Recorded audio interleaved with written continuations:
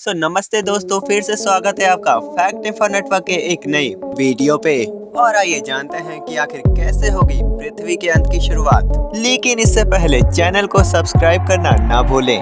तो शुरू करते हैं और आइए जानते हैं कि आखिर कैसे होगा धरती का अंत।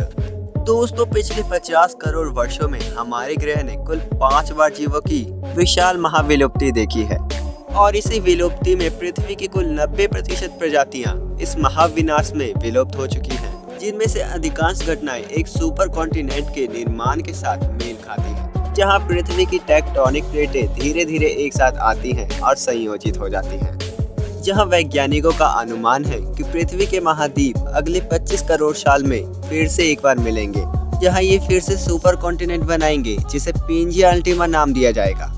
ब्रिटेन की यूनिवर्सिटी ऑफ लीड्स और अमेरिका की नॉर्थ वेस्टर्न यूनिवर्सिटी के कई सहयोगियों द्वारा यह अध्ययन किया गया है कि पेंजिया अल्टीमा की परिस्थितियां अधिकतर स्तनपायियों के जीवित रहने के लिए विपरीत होंगी, जहां सबसे पहले सन का रेडिएशन बनेगा विनाशकारी। जी हाँ दोस्तों, इस सुपर कॉन्टिनेंट के बनने से अधिक ज्वालामुखी गतिविधि होंगी और वही सन बहुत सारा रेडिएशन पृथ्वी पर छोड़ेगा, जिसके परिणाम स्वरूप भूमि की सतह का तापमान बहुत ज्यादा हो जाएगा, जिससे महाद्वीप का अधिकांश भाग एक विशाल गर्म रेगिस्तान में बदल जाएगा। और पूरे साल के सबसे गर्म महीनों के दौरान अधिकांश महाद्वीप में तापमान 40 डिग्री सेल्सियस से अधिक हो सकता है। कई क्षेत्रों में 50 डिग्री सेल्सियस को भी ये पार कर सकता है। यह इतना गर्म होने वाला है कि मौजूदा समय में स्तनपायी मोटे तौर पर धरती के 2/3 हिस्से पर भी निवास नहीं कर पाएंगे। हालांकि उनके लिए ये निवास करना बहुत ज्यादा मुश्किल होने वाला है। इस सुपर कॉन्टिनेंट का दूसरा कारण ये हो सकता है कि पृथ्वी पर आवास क्षेत्र बहुत कम हो जाएगा, जिसकी वजह से पृथ्वी पर निवास करने वाले लोग सिर्फ घटकर 54% रह जाएंगे, जिसका प्राथमिक कारण पेंजिया अल्टीमा पर तापमान में वृद्धि है।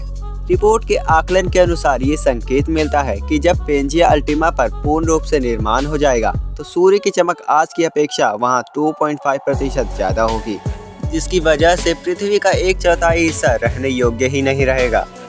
कार्बन डाइऑक्साइड का बढ़ावा बन सकता है इस सुपर कॉन्टिनेंट का कारण।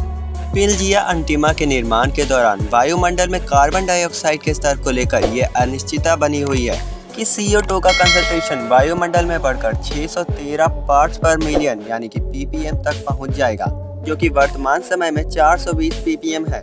CO2 की इस वृद्धि की वजह से सतह का औसत तापमान 30 से 35 डिग्री सेल्सियस हो जाएगा, जिसके कारण पृथ्वी का निवास स्थान महज 8 से 16% ही रह जाएगा। और दोस्तों, चौथा कारण हीट स्ट्रोक हो सकता है, जो कि मस्तिष्क पर विपरीत असर डालेगा। उदाहरण के लिए इंसान गर्मियों में अपने शरीर के तापमान को पसीने से ठंडा कर लेता है, जबकि डॉग्स तेज सांस लेकर इस तापमान को कम कर लेते हैं। वहीं हाथी अपने बड़े कान से इस तापमान को कम करता है। हालांकि जब आसपास की हवा त्वचा के तापमान से अधिक गर्म होती है तो शरीर गर्मी को दूर करने के लिए संघर्ष करता है। जैसे अधिक गर्मी होती है, ऐसी स्थितियों में लंबे समय तक रहने से हीट स्ट्रोक हो सकता है, जिससे आपके दिमाग जैसे महत्वपूर्ण अंग सूज सकते हैं। और एक ऐसा कारण जिससे जीवों की मृत्यु हो सकती है, आइए जानते हैं।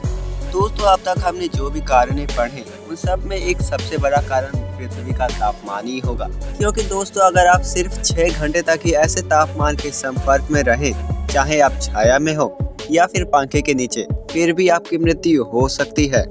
उदाहरण के लिए कुछ स्तनधारियों में तापमान सहने की क्षमता बहुत ही कम होती है, जैसे कि नॉर्थ अमेरिकन मूस सामान्य परिस्थितियों में 17 डिग्री सेल्सियस या हवा चलने पर भी 24 डिग्री सेल्सियस का तापमान सह पाता है।